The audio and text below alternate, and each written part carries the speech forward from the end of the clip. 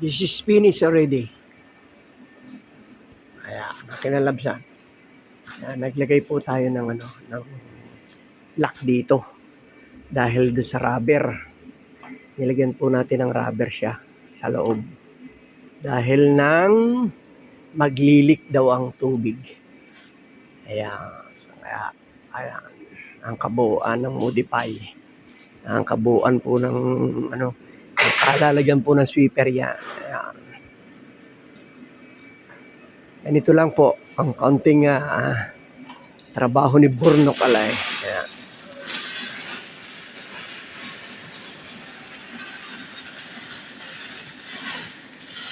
Hinating ang door, hinating ang body, sakit sa ulo.